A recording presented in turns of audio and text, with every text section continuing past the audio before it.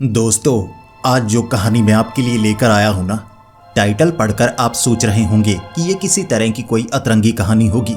लेकिन ये कोई अतरंगी कहानी नहीं है, बल्कि ये तो बेहद ही खौफनाक और डरावनी कहानी है। इस कहानी से आपको पता लगेगा कि कुछ जगह शापित होती हैं और उन जगहों के साथ कई रहस्य जुड़े होते हैं। जब आप उन रहस्यों की परतों से पर्दा उठाते चले जाएंगे, नए नए रहस्य उजागर होते चले जाएंगे और एक समय पर जब इंसान उन रहस्यों को सुलझाने की कोशिश करता है, बहुत देर हो चुकी होती है। तब उसे महसूस होता है वो इस दलदल में इतना धंस चुका है कि अब बाहर आने का कोई रास्ता नहीं बचा है। तो दोस्तों, ये कहानी है बेहद ही खौफनाक और डरावनी। मेरा यकीन कीजिए, आपको भी अंदर तक डर लगेगा। तो हेडफोन लगा लीजिए, कमरे की लाइट्स ऑफ कर लीजिए, क्योंकि ये वक्त हो रहा है डरने का। तो ये कहानी है बिहार के रहने वाले एक तांत्रिक विद्या भैरव की। जो विद्या भैरव था, उनकी उम्र उस समय 50 साल थी। उन्होंने तंत्र मंत्र में महारत हासिल कर ली थी, इसीलिए बाकी तांत्रिकों में उनकी इज्जत बहुत थी। लेकिन जब कोई तंत्र मंत्र करने लगता है, उसकी इच्छाएं भी बढ़ने लगती हैं। जिस तरह से कोई इंसान जब बहुत ज़्यादा रुपए कमा लेता है, तो वो चाहता है कि उससे भी ज़्यादा रुपए कमाए। छोटी गाड़ी ली है तो इससे बड़ी गाड़ी होनी चाहिए, वो बड़ी गाड़ी ली है तो उससे भी ज़्यादा महंगी वाली गाड़ी चाहिए, सारी गाड़ियाँ ले ली तो प्राइवेट जेट भी चाहिए, ये भी चाहिए, वो भी चाहिए। तो हमारी इच्छाएं खत्म नहीं होती।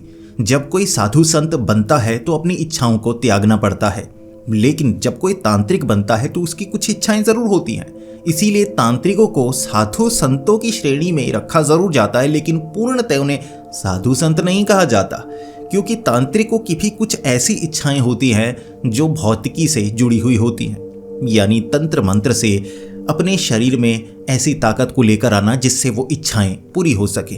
और इसीलिए तांत्रिक ऐसी साधनाएं करते हैं जिससे वो नई नई ताकत को पाना चाहते हैं। विद्या भैरव भी कई तंत्र विद्याएं कर चुका था और अब उसे नई तंत्र विद्याएं सीखनी भी थी, साधनाएं करनी भी थी, और ऐसी साधनाएं जिसमें पूरा जीवन निकल जाता है।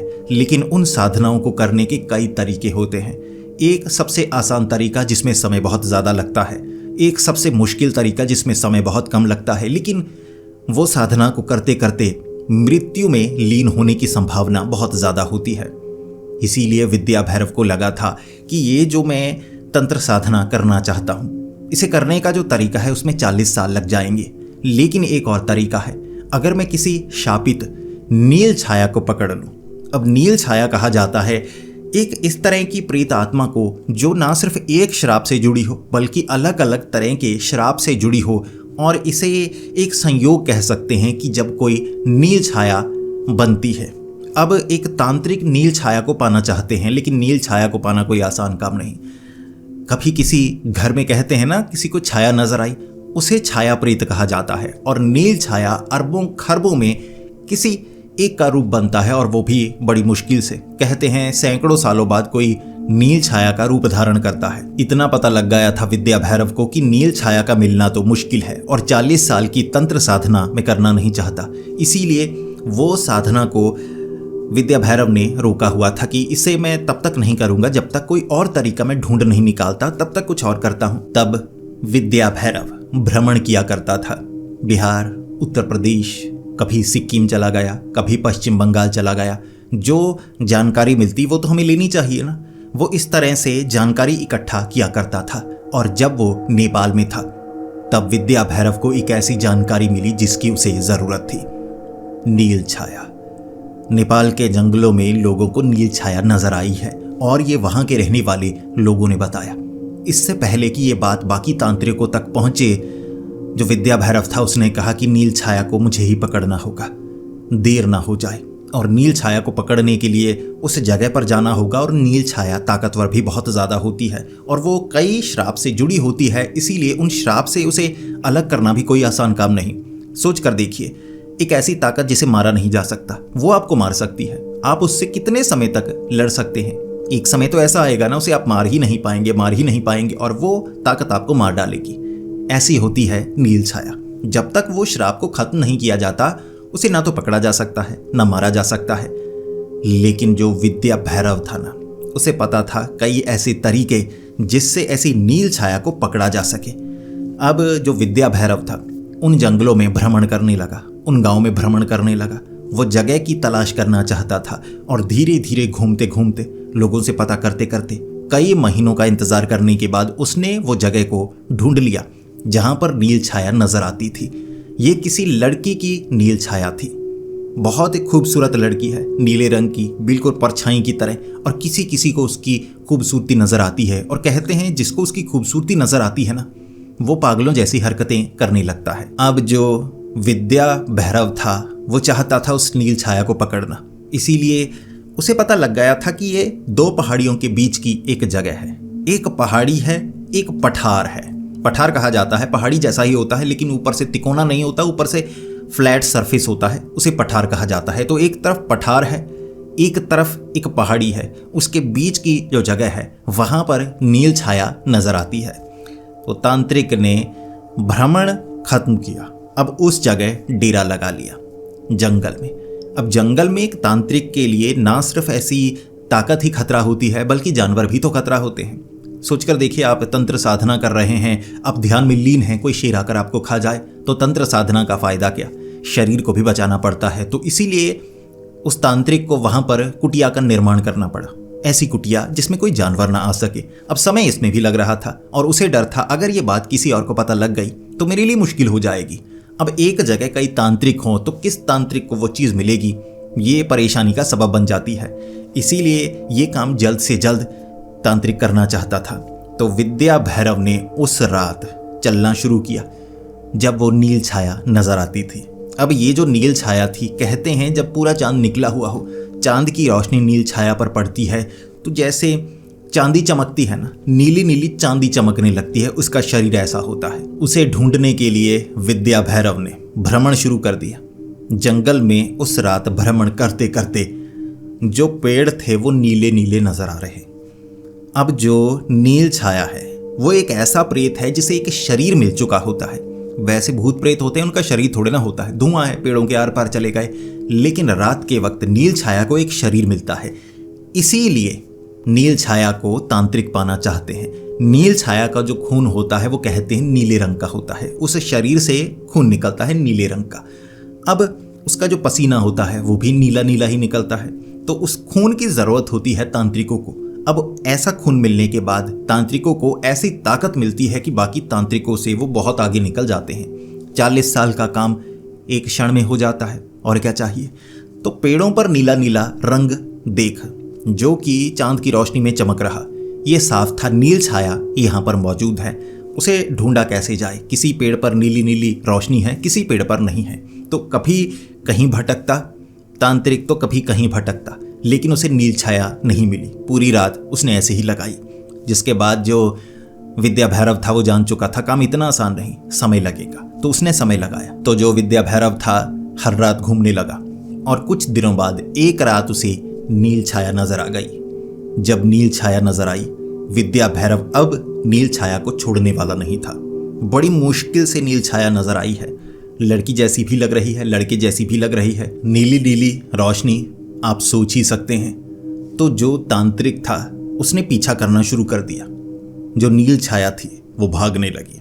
अजीब सी छाया। अब छाया कभी किसी पेड़ पर बन सकती है, कभी किसी पेड़ पर, और जैसे ही बादल आते, चांद की रोशनी बिल्कुल नहीं होती तो नील छाया गायब। अब एक छाया है, नीली रोशनी सिर्फ चांद की रोशनी में ही निकलेगी, वरना तंत्र मंत्र से, लेकिन सामने भी तो होनी चाहिए। तो इस तरह से भटकने लगा जो तांत्रिक था। उस रात भी नील छाया को पकड़ नहीं सका। फिर एक बार और कई रातों बाद नील छाया उसे नजर आई। अब बादल नहीं थे, चांद पूरा निकला हुआ। तो जो तांत्रिक था वो पीछा करने लगा, अब छोड़ने वाला नहीं था। और एक जगह नील छाया ने रुक कर सामना करना समझदारी समझा। तो उस तांत्रिक ने नील छाया को साफ साफ कहा, खून के कुछ कतरे चाहिए। अगर तुम अपने खून के कतरे मुझे दे दोगे, मैं तुम्हें जो तुम मांगोगे वो दे सकता हूं। तुम लड़की हो या लड़का हो, मुझे कोई फर्क नहीं पड़ता। मेरे अंदर कोई हीन भावना या वासना नहीं है। मैं सिर्फ खून के कतरे चाहता हूं जो मेरे लिए जरूरी हैं। तो सामने से नील छाया ने कहा, इसमें मेरा कोई फायदा नहीं। मैं तुम्हें अपने खून के कतरे क्यों दूं? ऐसे तांत्रिक यहाँ आते जाते रहते हैं और मौत की घाट उतरते रहते हैं। तो जो विद्या भैरव था वो कहने लगा, मैं कोई ऐरा गैरा तांत्रिक नहीं हूँ, मैं खास इच्छा के लिए यहाँ पर आया हूँ। मुझे किसी और चीज़ का मोह नहीं है, लोभ नहीं है, इसीलिए खून के कतरे तुम दे दो, वरना ये खून के कतरे मुझे निकालने आते हैं। तो नील छाया ने कहा, अगर तुम्हें लगता है तुम बाकियों से अलग हो तो मेरे साथ चलो, तुम्हें एक खास जगह दिखाना चाहता हूँ। अब दिखाना चाहता हूँ कहा तो तांत्रिक को इतना समझ में आ गया, ये मर्द है, दिखने में इसका रूप बहुत चमकदार है, तो लोग तो कहानियां बनाते हैं, साफ हो गया ये कोई मर्द है, देखते हैं ये कहाँ ले जाना चाहता है। अब क्योंकि जब आपको सौदा करना हो तो सामने वाले की बात भी सुननी पड़ती है। सीधा आप झगड़ा शुरू कर दें तो कुछ लोग मानेंगे, कुछ नहीं मानेंगे। तो सामने से नील छाया अगर अड़ गया तो क्या करेगा ये तांत्रिक, इसीलिए उसने कहा कि ठीक है, क्या दिखाना चाहती हो दिखाओ। तो वो जो नील छाया था ना, वो चलते चलते एक खंडहर में गया, वो पहाड़ों के बीच ही बना हुआ एक खंडहर। अब उस खंडहर के अंदर उसने दिखाया, देखो हड्डियां पड़ी थी, इंसानी खोपड़ियां पड़ी थी, अब कम से कम 100 तो खोपड़ियां होंगी, हड्डियां होंगी। और फिर उस नील छाया ने कहा, तुम्हें क्या लगता है ये हड्डियां किसकी हैं?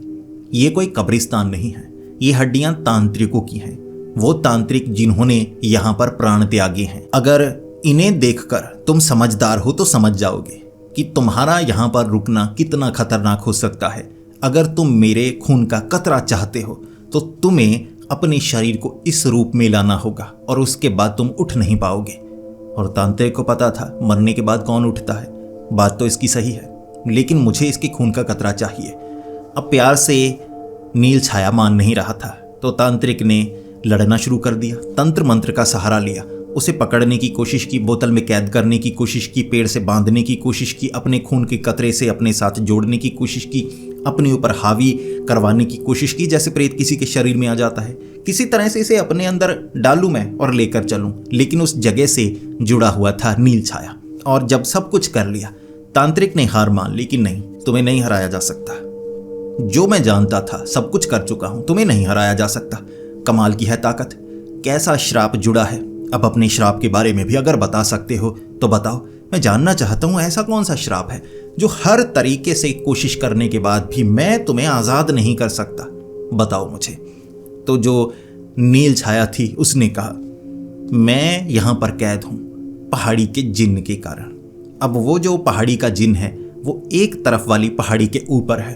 अगर तुम मुझे यहां से आज़ाद करवाना चाहते हो तो मुझे उस श्राप से आज़ाद करवाना होगा, और उसका दिया श्राप इतनी जल्दी कटता नहीं, तो तुम्हें उस जिन्न को हराना होगा।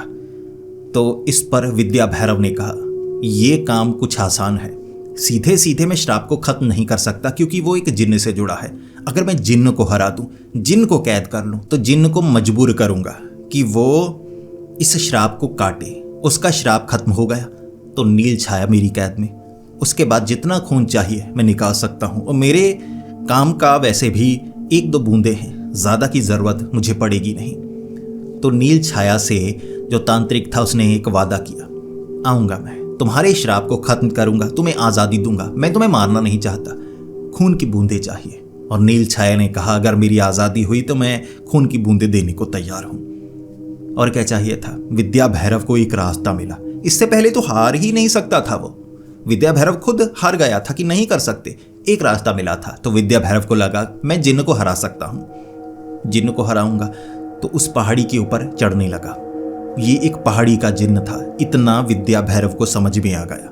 वरना जिन्न भटकते हैं, किसी के शरीर पर काबू पा लिया तो कहीं और चले गए, किसी के घर में काबू पा लिया, किसी किले पर, किसी महल में, जो जगह खाली है, जो नकारात्मक है, वहां पर जिन्न अपना वास बना लेते हैं। तो विद्या भैरव को लगा कि पहाड़ी के ऊपर उसने वास बनाया है, ये पहाड़ी का जिन्न बन चुका है, इस पहाड़ी से उसे लगाव होगा तो बड़ी मुश्किल से उसे काबू करना होगा। पहाड़ी के शिखर पर विद्या भैरव तांत्रिक पहुंचा और तब वहां हवा चलने लगी, पेड़ उखड़ने लगे और विद्या भैरव ने 4 जो चंदन की लकड़ियां थीं, लंबी लंबी जैसे टहनियां थी, उसे जमीन में गाड़ दिया। उसके बीच हवा का कोई असर नहीं। अब जो पेड़ थे वो उखड़ उखड़ कर गिरने लगे और एक झटके में हवा बंद हो गई। सामने जमीन से निकला जिन्न और कहने लगा, तुम कोई साधारण इंसान नहीं लगते, साधारण इंसान होते तो उड़कर पहाड़ी से नीचे गिर चुके होते और परलोक से धार चुके होते, तुम कोई सिद्ध तांत्रिक लगते हो। इस पर विद्या भैरव ने कहा, तुम समझदार हो। तो बिना झगड़ा किए दो समझदार लोग आपस में बात कर सकते हैं। मैं जानता हूं तुम कितने ताकतवर हो, उड़ाकर मुझे फेंक सकती हो, और ये जो चंदर की लकड़ी है ये मुझे सिर्फ हवा से सुरक्षित करेगी, नुकसान तुम वैसे भी पहुंचा सकते हो। लेकिन अगर हम सीधे सीधे बात ही करें, तुम भी मेरी ताकत को जानते हो, इतनी आसानी से तो मैं भी हार नहीं मानूंगा। बात करेंगे, मसला सुलझाते हैं। तो उस जिन्न ने कहा, बताओ इस पहाड़ी के ऊपर क्यों आए हो? इस पर जो विद्या भैरव था वो कहने लगा, मुझे आज़ादी चाहिए। जो नील छाया है उसे आज़ाद कर दो। वो जिस श्राप से जुड़ा है वो श्राप तुमसे जुड़ा है। तुम अपने आप उस श्राप को काटो, वरना मुझे वो श्राप काटना आता है। अब जो विद्या भैरव था प्यार से भी समझाता था तो उसमें अहंकार झलकता था कि मैं तो कर दूंगा, चाहे ऐसे चाहे वैसे। जिन्न था वो, उसके अहम पर चोट लगी और वो कहने लगा, करके दिखा फिर। विद्या भैरव ने इसके बाद समझौता करने की कोशिश की, लेकिन जबान से जो निकल गया शब्द वो निकल गया, उसे वापस नहीं लिया जा सकता। इसीलिए बोलने से पहले कहते हैं कि समझदारी से बोलना चाहिए। अहंकार में बोल दिया तो जिन्न कहने लगा, करके दिखा। विद्या भैरव ने करके दिखाना शुरू कर दिया। तंत्र मंत्र का सहारा लिया, उसे तावीज़ में बांधना, बोतल में कैद करना, चिराग मसल कर उसमें डालना या जमीन से जोड़ना, पेड़ को काटना, सब कुछ कर लिया। थक गया।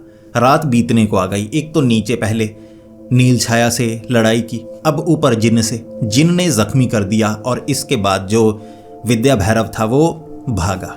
मरने से ज़्यादा अच्छा है अपने शरीर को स्वस्थ करके दोबारा लड़ाई मोल लेना। अब तांत्रिक ऐसा नहीं है किसी ताकत से एक बार में जीत गए। अगर हार गए तो वहां से निकलो, अपनी ताकत को दोबारा इकट्ठा करो। जब आप दोबारा ताकतवर हैं, आपको कोई नया रास्ता मिलता है, फिर से लड़ाई करो, गोरिल्ला वारफेयर। तो जो विद्या भैरव था गोरिल्ला वारफेयर जानता था, तांत्रिकों में भी ये होता है। वहां से निकला कुछ दिन बाद दोबारा उस पहाड़ी पर। उस जिन्न ने फिर से कहा, तुम फिर से आ गए, इस बार बच नहीं पाओगे। विद्या भैरव ने कहा, इस बार मेरे पास तरीका अलग है।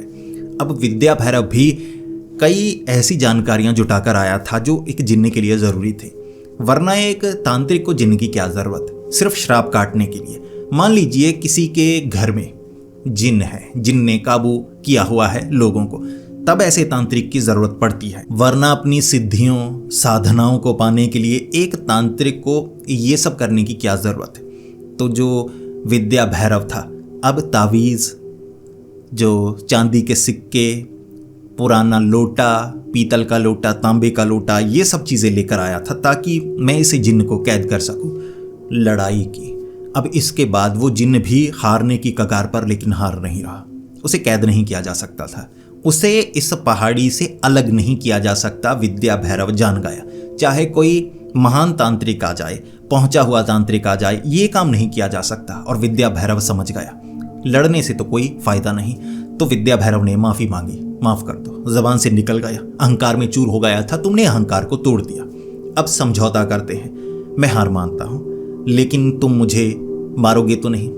जिन्न ने कहा, मारना होता तो पहले मार देता, सिर्फ तुम्हें यहाँ से भगाना चाहता था, लेकिन तुम लड़ने लगे तो मैं भी लड़ने लगा। बताओ तुम्हें वो श्राप को क्यों काटना है और मैं तुम्हारे लिए श्राप क्यों काटूं? ये श्राप ही तो मेरी आज़ादी है। अगर वो श्राप मैंने काटा तो मैं यहाँ कैद हो जाऊंगा एक पत्थर बनकर, तो श्राप तो देना ही होगा मुझे। इस पर जो तांत्रिक था कहने लगा, ये कैसा श्राप है? उस जिन्न ने कहा, किसी महान ताकत से ये जगह पर श्राप जुड़ा है। अब श्राप के कई भिन्न भिन्न भाग हैं, एक भाग मैं भी हूँ। अगर मैं अपने ऊपर पूरा श्राप रखूंगा मैं पत्थर बन जाऊंगा, पत्थर बनूंगा, जिंदा रहूंगा, देखता रहूंगा, बिना हिले जुले पत्थर बनकर रहने में बताओ क्या आज़ादी? तो इस पर जो तांत्रिक था कहने लगा, बिल्कुल सही, तो अपनी आज़ादी के लिए जो करना चाहिए वो हम कर सकते हैं। फिर विद्या भैरव सोचने लगा, तो तुम्हारी आज़ादी का रास्ता क्या है? उसे जिन्न ने कहा, मेरी आज़ादी का रास्ता मेरे पास नहीं है, वो एक नीला पत्थर है, वो तुम्हें पठार पर मिलेगा। ये एक पहाड़ी है, बीच मैदान है, दूसरी तरफ पठार है, तुम्हें पठार पर जाना होगा, लेकिन ध्यान रखना पठार पर है एक चुड़ैल। अब विद्या तांत्रिक सोचने लगा कि ठीक है, एक चुड़ैल का सामना करना तो आसान है, एक जिन्न का सामना करना मुश्किल है जो श्राप से जुड़ा है, एक श्राप जो से यहाँ से अलग नहीं कर सकता। मैं अगर नील छाया को आज़ाद करवाना चाहता हूँ, श्राप काटूंगा तो ये पत्थर बन जाएगा। ये क्यों चाहेगा पत्थर बनना? तो इसे मनाना तो असंभव है। ना नील छाया का खून मैं निकाल सकता हूँ, वो मानेगा नहीं, वो आज़ादी चाहता है।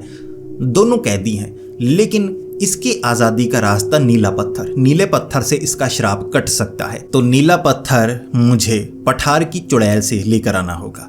जिसके बाद जो तांत्रिक था वो उस पहाड़ी से नीचे आया, समझौता करने के बाद उस जिन से कि हाँ, मैं श्राप से आज़ाद करूंगा, क्योंकि अगर मेरा श्राप कट गया, मैं इससे अलग हो गया, तो श्राप ही कट गया, नील छाया भी आज़ाद, मैं भी आज़ाद, मैं अपने रास्ते, वो अपने रास्ते, जो तुम्हें चाहिए, तुमने अगर वादा लिया है तुम्हें मिल जाएगा। तांत्रिक ने कहा, ये ठीक है, अब मैं पठार की चुड़ैल के पास चलता हूँ। 2 दिन लगाए। जो तांत्रिक था उसने नीचे तरीका ढूंढा कि मैं चुड़ैल से हारूंगा नहीं। अब चुड़ैल को हराना थोड़ा आसान है, किसी पेड़ से या किसी चीज़ से जुड़ी होगी, उस चीज़ को नष्ट करो, चुड़ैल आज़ाद। अब चुड़ैल को किसी श्राप से अगर जुड़ा गया हुआ, जैसा कि यहाँ पर लगता है किसी बड़ी महान ताकत ने ये श्राप जोड़े हैं, एक के पीछे एक, एक के पीछे एक, तो कोई ऐसा रास्ता ढूंढना होगा जो ये श्राप को काट सके, जो कि विद्या भैरव के पास अब तक तो नहीं था, आगे शायद होता। तो तांत्रिक विद्या भैरव 2-4 दिन बाद तैयारी करके पठार की उस चुड़ैल से मिलने के लिए, देखूं तो सही कैसी शापित जगह है। अब उस पठार के जब शिखर पर तांत्रिक पहुंचा तो उसे एक पत्थर का घर मिला, जैसे पुराने ज़माने के घर होते ना, बड़े बड़े पत्थर रखे ऐसे टिकाए, झोंपड़ा सा बनाया हुआ, आधा टूटा हुआ था। अब वो जगह साफ साफ श्रापित लग रही थी, काला रंग था, काई आई हुई थी, काले रंग की काई थी, ज़मीन आसपास की काली हो चुकी सीलन थी, जबकि वहाँ पठार था बिल्कुल सीधा, पानी टिकना नहीं चाहिए, उसके बावजूद पानी टिका हुआ और सीलन, चमकदार सीलन, ये किसी चुड़ैल के श्राप के कारण होता है। अब वो तांत्रिक था, वो तो जानता था। तो विद्या भैरव ने सीधा वहां बैठकर तंत्र मंत्र शुरू कर दिया, वो घर के बिल्कुल सामने। अब तंत्र मंत्र की शुरुआत हुई, जिसके बाद जो धुआं जब उस घर की तरफ जा रहा, उस घर से चीखने की आवाज आई और उसके बाद वो चुड़ैल उस घर से बाहर निकली। अब धुएं के कारण वो जो चुड़ैल थी वो असहाय महसूस कर रही, वो सीधे सीधे हमला करना चाहती थी जो तांत्रिक था उस पर। और तांत्रिक जानता था एक चुड़ैल को काबू कैसे किया जाता है, चुड़ैल की तो कमजोरियां ही बहुत होती हैं। अब ये घर है, साफ साफ श्रापित है, अगर मैं इस घर को शुद्ध कर दूं, वो चुड़ैल को यहां से जाना ही होगा, मुक्त हो जाएगी, मैं कैद कर लूंगा उसे, फिर ऐसे कष्ट दूंगा कि वो खुद ब खुद मुझे नीला पत्थर देगी। इसके बाद जो तांत्रिक था उसने झाड़ फूंक शुरू कर दी, तो वो जो चुड़ैल थी वो तड़पने लगी, जिसके बाद तांत्रिक ने तंत्र मंत्र का सहारा लिया, लेकिन उसे कैद नहीं कर सका, पूरा जोर लगा दिया। अब सब कोशिश कर ली, दर्द इतना दिया कि वो दर्द सहना सीख गई इतनी जल्दी। फिर वो चुड़ैल कहने लगी, अब मुझे दर्द दिया है, अब मेरी बारी। फिर वो चुड़ैल ने हमला करना शुरू कर दिया, कभी तो तांत्रिक के शरीर में, अब शरीर में कब्जा नहीं करती, शरीर के अंदर से बाहर निकलती तो दर्द बहुत होता, कई बार नसें फट गई, तांत्रिक की खून बहने लगा और तांत्रिक को वहां से भागना पड़ा कि सीधे सीधे इसने तो हमला कर दिया। कई दिनों बाद तांत्रिक ने फिर से हिम्मत की, उस पठार के ऊपर गया, वो जो चुड़ैल थी उसे काबू करने की कोशिश की। अब किसी तरह ये जो लड़ाई थी ये बराबरी पर हुई, अपने शरीर पर तांबा लपेट लिया था जो तांत्रिक था, ताकि वो शरीर के अंदर ना आ सके, ऐसा ना हो अंदर आए धज्जियां उड़ा दे, फिर तो मारा जाएगा तांत्रिक। जिसके बाद जो तांत्रिक था, अब तांत्रिक ने जो चुड़ैल थी उससे समझौता करना चाहा, लेकिन जो चुड़ैल थी वो बदला भी चाहती थी। तो काफ़ी लड़ने के बाद ना तांत्रिक हारा ना चुड़ैल हारी, तो तांत्रिक ने कहा, मैं बार बार यहाँ आता रहूँगा, आग लगाता रहूँगा, कोशिश करूँगा ये पठार को ख़त्म कर दूँ, ये घर को ख़त्म कर दूँ, श्राप को ख़त्म कर दूँ। तो चुड़ैल ने कहा, कर दो, मुझे भी आज़ादी मिलेगी, श्राप ख़त्म कर सकते हो तो कर दो। तो तांत्रिक को लगा कि ये खुद मजबूर है, शायद इसकी आज़ादी मेरे हाथों लिखी हो। तो तांत्रिक ने कहा, समझौता करते हैं, तुम मुझे नीला पत्थर दो जिससे मैं उस जिन्न को आज़ाद कर सकूं। अब तुम मुझे नीला पत्थर दोगी तो मैं तुम्हें भी आज़ाद कर दूंगा।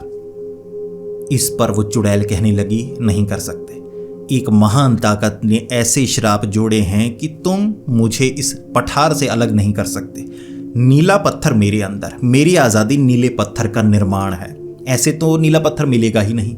तुम मुझे आज़ाद करोगे, अलग करोगे इस पठार से, तो नीला पत्थर मेरा बनेगा। मैं खुद चाहती हूँ मुझे आज़ादी मिले, कर सकते हो तो करो। जो तांत्रिक था उसने पूरी कोशिश कर ली, तंत्र मंत्र खत्म हो गए, समझ में नहीं आ रहा श्राप को काटा कैसे जाए, एक श्राप से एक जुड़ा है। अब ये जो श्राप था उस चुड़ैल का, वो नील छाया से जुड़ा था। नील छाया आज़ाद होगी तब ये श्राप कटेगा, ये श्राप कटेगा तब ये आज़ाद होगी, तब नीला पत्थर, तब जिन आज़ाद होगा, जिन आज़ाद होगा तभी तो वो नील छाया को आज़ाद करेगा। तीनों जुड़े हुए थे, यानी कि इस श्राप का कोई अंत नहीं था। बड़े से बड़ा तांत्रिक आ जाता, बड़े से बड़े बाबा आ जाते, तो ये एक ऐसी चक्रघिन्नी बनी हुई थी जिसका कोई तरीका नहीं था तांत्रिक के पास।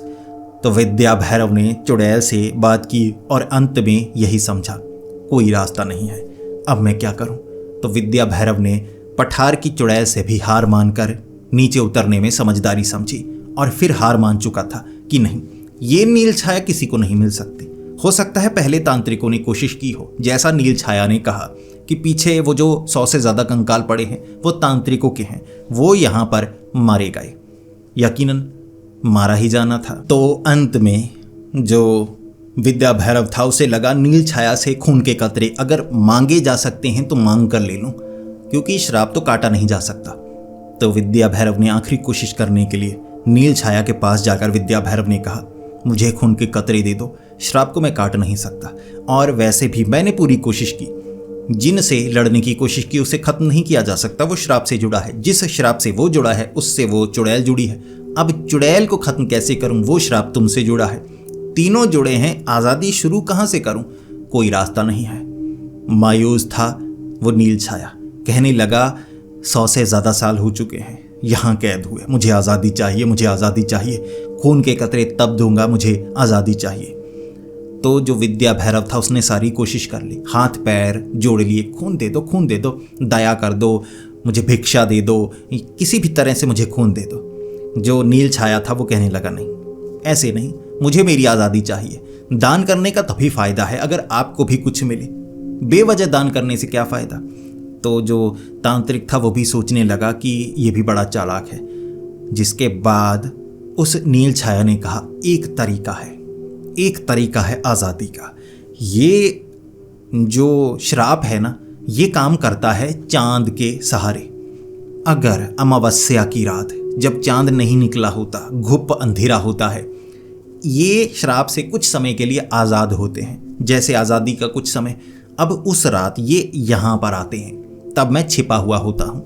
अब ये वो जगह है, ना तो ये पठार है, ना ये वो पहाड़ी है, ये बीच का मैदान है, यहाँ दोनों को नहीं होना चाहिए, लेकिन अमावस की रात वो यहाँ पर होते हैं। अगर अमावस की रात तुम यहाँ मुझे आज़ाद करो, क्योंकि उस समय श्राप काम नहीं कर रहा होता, किसी तरह से मुझे आज़ाद करो, तो मैं तुम्हें खून के कतरे दूंगा, मुझे मार डालो, अगर हो सके तो मुझे मार डालना, फिर मेरा खून भी मिल जाएगा, मुझे आज़ादी भी मिल जाएगी।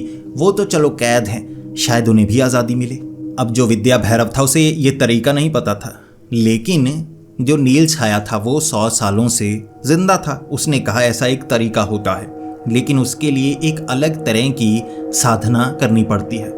इसे कहा जाता है श्राप मुक्ति साधना। क्या तुम्हें आती है? नहीं आती थी। विद्या भैरव को पता नहीं था ऐसा भी कुछ होता है। उसने कहा सीखो, जितनी जल्दी सीख सकते हो सीखो, और अमावस की रात ये कोशिश करना, हो सकता है तुम सफल हो पाओ। वैसे मैंने ये जानकारी खुद तक संभाले रखी, क्योंकि कई तांत्रिक यहाँ पर थे, उनके पास ये जानकारी नहीं थी, जिनके पास थी वो बच नहीं पाए। कोशिश कर सकते हो तो कर लो। विद्या भैरव ने अगले कुछ महीनों तक जानकारी जुटाई। जब जानकारी जुट चुकी थी, विद्या भैरव वापस आया अमावस की रात पूरी तैयारी करके। बकरे का खून, चमगादड़ का खून, ये खून, वो खून, ये हड्डी, वो हड्डी, बहुत तरह का सामान थैलों में भरकर लेकर आया था, बिछा दिया वहाँ। राख पर पैर रखेंगे जिन और चुड़ैल तो जुड़ जाएंगे, ना वो हमला कर सकते हैं। वो रात कैद वाली रात होगी। अब जहाँ से जो विद्या भैरव था, जिससे सीखी थी ये साधना, उसने कहा था जो श्राप मुक्ति साधना होती है, एक तरफ श्राप मुक्ति, दूसरी तरफ कैद। जिस तरह से तराजू होता है ना, तराजू की एक तरफ पत्थर रखा है तो तराजू एक तरफ झुका है। जब आप तराजू से वो वजन को उठाएंगे तो दूसरा हिस्सा एक बार नीचे जाता है। इस तरह से संतुलन बनता है। यानी कि जब एक की आज़ादी होगी तो कैद का एहसास भी होगा। इस पर विद्या भैरव को पता था। वो दोनों की कैद, नील छाया की आज़ादी, मुझे खून चाहिए, मेरा क्या नुकसान। तो उसने साधना शुरू कर दी। नील छाया ने मदद करनी शुरू कर दी, जिसके बाद वो जिन, वो चुड़ैल वहीं पर थे। पहाड़ी जिन, पठारी चुड़ैल, नील छाया का श्राप, सब कुछ वहीं जिसे काटने के मंत्र पढ़ने लगा था विद्या भैरव, तांत्रिक विद्या भैरव। तो विद्या भैरव ने वो तंत्र मंत्र खत्म किया, जिसके बाद नील छाया ने कहा, लो खून, अब ले लो मेरा खून। विद्या भैरव ने जैसे ही खून लिया, विद्या भैरव का शरीर, हड्डियां टूटने लगी और सामने से एक प्रेतात्मा नीले रूप से निकलकर अलग हुई। जैसे ही एक छिलका, टमाटर का छिलका लाल रंग का, वैसे ही नीले रंग का छिलका जो तांत्रिक के ऊपर चढ़ गया। तांत्रिक विद्या भैरव चीखें मारने लगा था। वो जानता था उसका शरीर खत्म हो रहा है, वो एक प्रेत बन रहा है। और प्रेत भी कौन सा? नील छाया। और जो नील छाया बना हुआ था वो साधारण प्रेत, उसका रूप नजर आ रहा था। क्योंकि जब कोई साधारण प्रेत होता है, उसका अपना जो रूप जो मरते वक्त था वो होता है। वो एक तांत्रिक था। तांत्रिक आजाद हुआ और हंसने लगा, और ऐसे वो जिन खिंचता हुआ पहाड़ी की ओर, वो चुड़ैल खिंचती हुई पठार की ओर। उन्हें पता ही नहीं यहां पर हुआ क्या। और वो तांत्रिक हंसता हुआ कहने लगा, 100 सालों से कैद था, मुझे मिली आजादी। तांत्रिक विद्या भैरव कहने लगा, मैं खत्म कर दूंगा, हमेशा के लिए तुम्हें कैद कर दूंगा, तड़पाऊंगा, मुझे आजाद करो। तो उस तांत्रिक ने कहा, वो पीछे जो हड्डियां तुम्हें नजर आ रही हैं ना, वो ऐसा नहीं है। यहां तांत्रिक आए नील छाया के खून के लिए, और मरते गए हड्डियां वहां गिरती गईं। हजारों सालों से तांत्रिक आ रहे हैं, एक की जगह दूसरे को लेनी पड़ती है, दूसरे की जगह तीसरे को लेनी पड़ती है। ये श्राप खत्म नहीं हो सकता। वो जिन्न भी उस पहाड़ी से जुड़ा है, वो चुड़ैल भी उस पठार से जुड़ी है, लेकिन ये वो जगह है जो बदल सकती है। अब इस जगह जो आएगा लालसा लेकर, उसे इस जगह पर गद्दी नसीन होना पड़ेगा। यानी ये जगह पर उसे बैठना होगा, फंसना होगा। अब ये तुम्हारी जगह, मेरी आज़ादी, मैं आज़ाद हूँ। वो तांत्रिक आज़ाद है, धुआं बनकर गायब हो गया, चीखता रह गया था विद्या भैरव, क्योंकि अब वो नील छाया बन चुका था, जिसकी उम्मीद कोई और करेगा। कैदी, कई और तांत्रिक वहां आए कोशिश करने के लिए। विद्या भैरव बिल्कुल उसी तरह किसी को सच बताता। जब सच ही बता दिया तो पता लग गया कि आज़ादी सिर्फ कैद से है, खून देने से कोई फायदा नहीं। तो विद्या भैरव ने सीखा कि अगर मैं खून दूंगा तो खून लेकर चले जाएंगे। मेरी आज़ादी झूठ बोलने में है, ऐसा झूठ जो सब कुछ दिखाए लेकिन असलियत ना दिखाए और अंत में कैद हो जाए। वह तांत्रिक जो यहाँ तक पहुँचा है, जो करे श्राप मुक्ति साधना और आ जाए इस जगह पर। लेकिन इस बात का पता कई तांत्रिकों तक लगा, क्योंकि तांत्रिक विद्या भैरव ने जब श्राप मुक्ति साधना सीखने के लिए बाकी तांत्रिकों से मदद ली थी तो उसने कुछ हद तक सच बताया था। तो ऐसे सच सबके पास पहुंचने लगा, और जिसके बाद सबको पता है नेपाल की वो जगह कहाँ पर है, जहाँ एक पहाड़ी है, एक पठार है और बीच में नजर आती है नील छाया, जिसके खून से एक तांत्रिक अपनी उम्र लंबी कर सकता है, एक बड़ी ताकत को पा सकता है। लेकिन कोई भी वहाँ जाने की हिम्मत नहीं करता, क्योंकि वहाँ कैद है। और कहते हैं आज भी भटकती हुई आत्मा नील छाया के रूप में तांत्रिक विद्या भैरव की वहाँ आवाज़ें लगाती है, बुलाती है तांत्रिकों को। और अगर कोई तांत्रिक नहीं है, भूला भटका वहाँ जाता है, तो इस श्राप को बचाए रखने के लिए उसे मौत की सज़ा दी जाती है उन तीनों के जरिए। तो दोस्तों, अब आप बताइए आपको ये कहानी कैसी लगी। क्या आप समझ पाए कि कुछ रहस्य ऐसे होते हैं जिनसे पर्दा नहीं उठना चाहिए। और अगर कोई ये सोचता है कि मुझे तो सारी जानकारी है, मैं रहस्यों की परतों से पर्दा उठा सकता हूँ, लेकिन रहस्यों की परतों से पर्दा उठाते उठाते वो दलदल में इंसान इतना धंस सकता है कि बहुत देर हो जाए, और जब तक उसकी समझ में आए वो भी इसका एक हिस्सा बन जाए, एक नया रहस्य। अपने विचार कमेंट्स में जरूर बताएं। अगर आपको ये वीडियो पसंद आई है तो इस वीडियो को लाइक करें, बहुत ज्यादा पसंद आई है तो अपने दोस्तों के साथ शेयर करें। ऐसी ही वीडियो देखना अगर आपको अच्छा लगता है तो हमारे इस चैनल को सब्सक्राइब कर लें। तो मिलते हैं अगली वीडियो में, तब तक के लिए डरते रहें।